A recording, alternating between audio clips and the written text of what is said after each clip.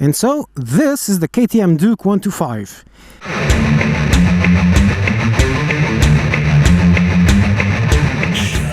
It's jolly expensive, I cannot deny that, but let's do a little walk around so you understand why this is so freaking expensive. Look, first things first, front tire is 110 width, even though I can't show you the number because it's right behind this little thing, but you have a fat 110mm front tire, you have disc brake obviously, and you also have this little thing which is the sensor for the ABS. So yes, this is a 125 with ABS and an inverted suspension and water cooled and a beautifully machined swing arm and a space frame and rear disc brakes by Brembo and LED indicators and an LED tail light and a fully digital dash. So this is quite a machine. Bit disappointed this isn't adjustable, to be honest. And even the mirror stalk has a little cover, so it's pretty. It's an awesome little bike. And you know why? Because this is not a 125. This is the KTM 390 with a 125 engine. It is the exact same bike. The only difference, according to the dealership guy, is there's a little difference here, slightly wider on the 390, but that's just about it. The exhaust is stuck under there, hidden, and I've ridden it. I've already made the Portuguese channel video and it is absolutely awesome. It's a 125, okay, it's never going to be very powerful, but just look at it. Another detail I really enjoyed, look, reservoir is behind this beautifully made plastic. Even the cables going into the headlamp and the dash, look, they've got a little cover. Everything is perfectly put together. There's no gaps, there's no wires. Oh, this one is slightly loose because this thing, obviously being a single cylinder, tends to shake itself apart. That's the exhaust, the collector, everything. There's a beautifully made chain guard also with little ridges to be pretty. There's the mud guard with a couple of little ridges. You have your single shock absorber tucked in nicely under the seat. It's gorgeous, it's spectacularly well built, and when riding it is absolutely awesome. Let me show you. First things first, let me show you the dash starting. Hang on. Cranky. Ready to race. And it's done. Oh, look, I'm going to put the side stand down. There's a warning telling me side stand down. Now it's up. And it tells me I've been riding for 16 minutes at an average of 45 kilometers per hour. I can also know that I've done 2.9 liters to 100 kilometers. It was 2.7 until I started accelerating away, trying to find its top speed. But here's the deal. I would take the bike there, but I can't because this is a 125 and it will take just too long to get there. And it will be highway for a pretty long time, and I want to try out the other machine, so I'm just going to do some cityscaping with this one, which is what it's meant to do. And riding wise, it's very light, very agile, until you start tilting it much. Because of the fat tire at the rear and the front, as soon as it's very easy to tilt a bit. But then once you really start to turn, it gets really stable. It feels really planted, glued to the ground. I'm just not overdoing it because I'm scared of low siding. Tires are absolutely brand new. Might have that gum on top that makes it very slippery because it's a new tire, and I'm not sure. And I can't afford repair, so I'm not going to overdo it. But I've tried a bit, and it feels good. And it goes well for 125 too. It's got 15 horsepower, but it goes really well. And for these kinds of little town roads, does perfectly fine. Oh, suspension's really comfy, look. No issues. The brakes are absolutely fantastic. It is easily the best thing about this bike. I'm going to brake hard here. And I couldn't even brake hard. This can brake a lot stronger.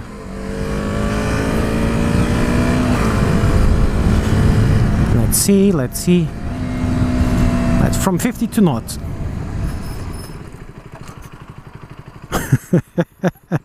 And this is going downhill, so it was a bit harder for her.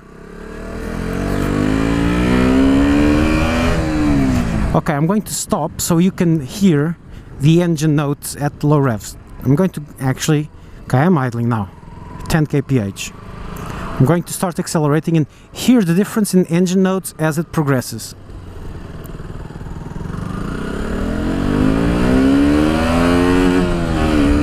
As you can see, from 3k RPM up, then it comes alive, and from 5 up it's happy. Which is normal, since this goes up to 13,000 RPM. So it needs a bit of revs. Nothing unusual. What is unusual is that the ease at which it gets up to 60, 70 kph. It's even for 1 to 5, it's nippy. It likes to go, and it goes easily. And it doesn't feel tiny and unstable like a 1 to 5. It feels bigger because, well, it is a bigger bike. Jetsu, look at this. I'm not sure how much grip I have on this thing, so I'm not...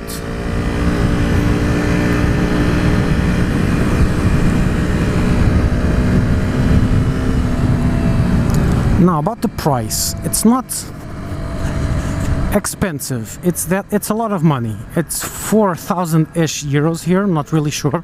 I'll put the exact number somewhere. So it's basically double that one, the YBR 125 or the CBF 125. It's basically double from other more run-of-the-mill 125s, but it's easily 3 or 4 times better. It doesn't feel like a little cheeky 125. This feels like a proper bike, only that it's underpowered. I love it, I really do. I expected to going, meh, it's a 125. Nope. Why did I do this turn so badly? Let's try again.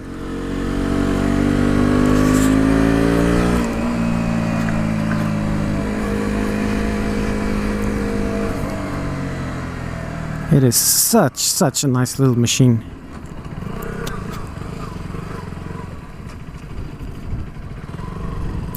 And it's obviously very agile, being light. And I'm sitting straight up, and the handlebar seems to be on my lap, which is a bit strange for me, because I'm not used to that. But once I get used to that, and I am now used to that, it feels awesome. It's just me and the road, and the mirrors, which are here on the bottom of my field of vision.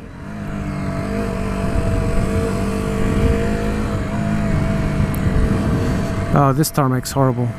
I know it.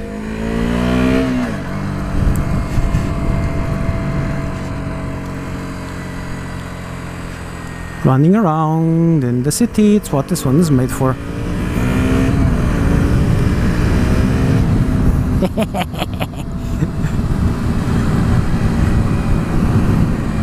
Would I be able to commute on this? Yes. Would I be able to commute with this one to Lisbon every day, like I used to do?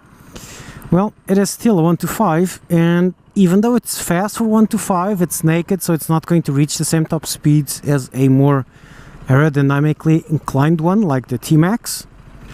So I wouldn't do it. But still, it could. Depends how much you love it. If I had bought one of these instead of my CBF, I would probably have kept it. The clutch is really nice to use in light. The brakes are really nice to use. Rear brake is really strong. Front brake is ridiculously strong. In fact, I haven't been able to lock the front wheel yet even.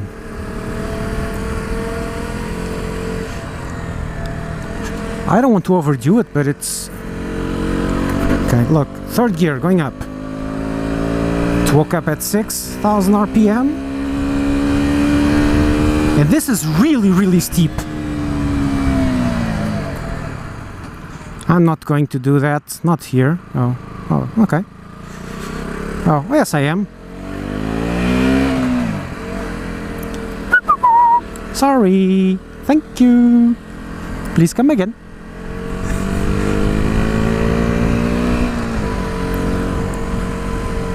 Awesome little machine to play in traffic. And I have to admit, I am a bit excited on it. Even though there's no excitement coming in from this hand, the feel of it is very nice. It's a very nice 125.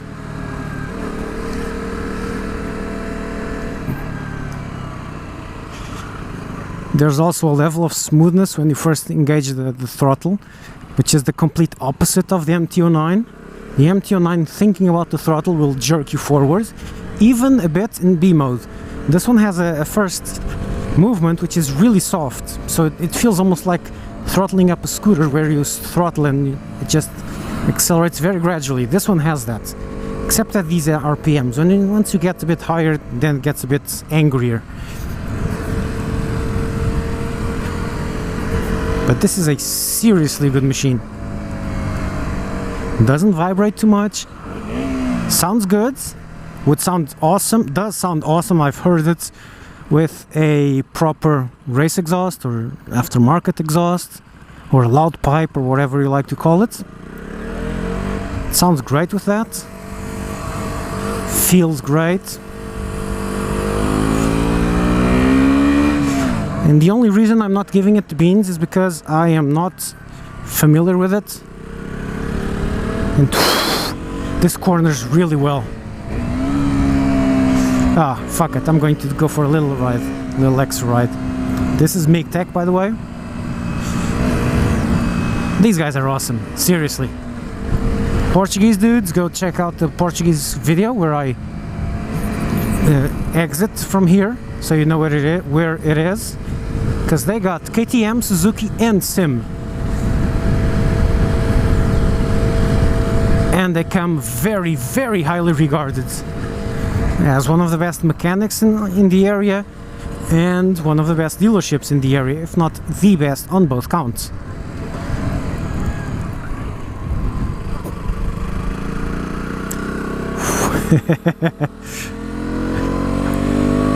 And this has that X factor of excitement that the MT-09 also has, which is you want to be evil on it, and it's a 125.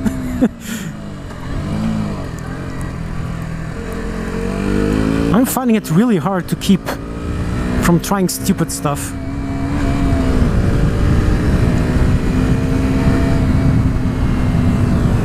Then again, if I want to crash, it should be on this one.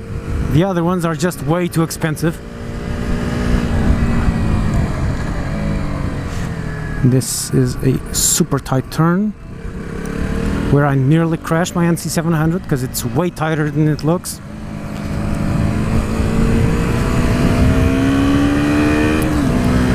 Then I'm going to do a serious braking here. Uphill and stop! Good God! These are some brakes for a 125. This is just ridiculous. Feels like you've hit a wall. I have to lock up the front wheel. I have to. There has to be a way to lock up the front wheel. Only front now, no rear brakes. And oh, now I hit the ABS finally. Jeez, these brakes are just phenomenal.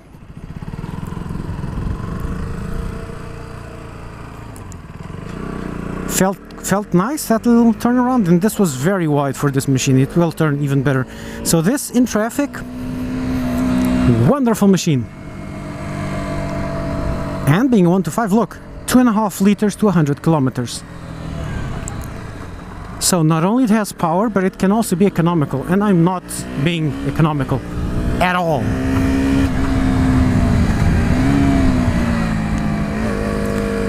Yeah, for my kids, when he wants a bike, I'll probably get him one of these. ABS, fat tires. It will be jolly expensive, but at least I know he's not going to crash simply for grabbing a handful of the brake. It sounds so nice, look. Listen, rather.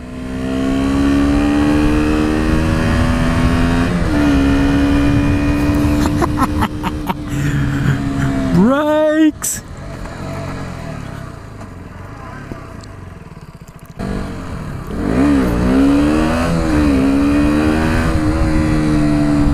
Such a nice machine. Now I understand why this is so expensive, because it's really nice and it's still moderately fast. Without a doubt, without any kind of doubt, this is by some margin the best 125 I have ever ridden, and I'm even more impressed with this one than I was after the Portuguese channel video. Seriously, this is a proper machine. It's not, oh, it's just a 125. No, it's different. The only thing that comes moderately close so far, it's the T-Max 125, but that's also a very expensive motorcycle. This is a proper machine. Awesome, I love it. I really do. If you're shopping for 125s, do yourself a favor and try to test one of these. After, doesn't matter, before or after you use any of the others, just try this one. You'll hate me later when you're forced to spend double than what you wanted. Wow, I'm really impressed with this. Wouldn't trade my NC700 because this is a 125, but wow, so nice. Oh, for a moment there I thought I wasn't recording. I was just going to shoot myself if I wasn't. So there you have it, folks, the Duke 125 from MakeTech. Awesome sauce. And now on to the 390.